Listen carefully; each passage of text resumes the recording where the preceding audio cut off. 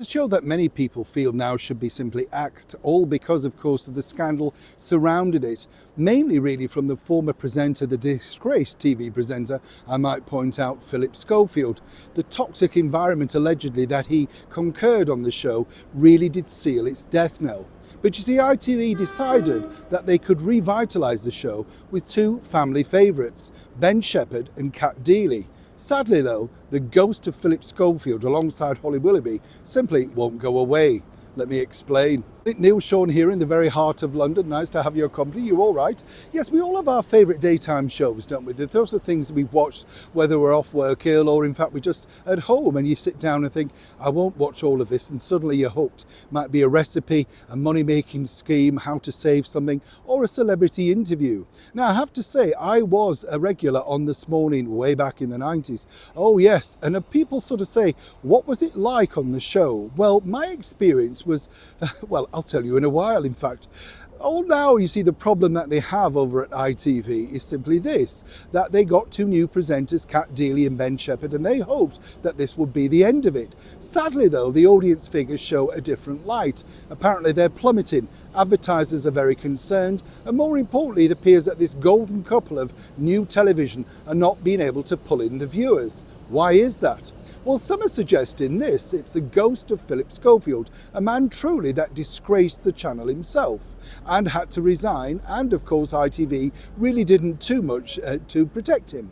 But you see, the bigger problem is this. His former co-host, Fern Britton, recently popped up on a reality TV show, Celebrity Big Brother. Now that was fine, that was part of ITV too. But then she's gone on to do interviews detailing exactly how difficult Philip was to work with, and if you crossed him, you were literally out. Now this doesn't play well to the family-friendly atmosphere that This Morning are trying to appertain. Even of course one of their star presenters, Alison Hammond, openly admitted on the show that she missed Philip. Yes, but now there's no mention of Philip at all. The presenters are not allowed to speak about him, reference him at all. Every single picture, everything to do with Holly and Phil has been ripped off the walls at TV Centre, almost like they're not there. But you see, the audience only associate that show with Holly and Phil, and it's going to take some time, in fact, to try and turn it around. But back to my experience. Well, I was booked on the show quite semi-regularly to be their entertainment correspondent. And I found Philip Schofield to be, as I'd known him previously before, rather difficult and, shall we say, standoffish, particularly if you weren't in his camp, if you get my drift. Now, Fern Britton really doesn't fare any better, you know. I was lucky enough to work alongside John Leslie on some of the episodes, and he was always a perfect gentleman, very responsive, and more importantly, very engaged in what you were showing him. Fern never spoke to you unless it was on camera. Even I remember getting up one day and saying, "Hope you have a good day." She just looked the other way.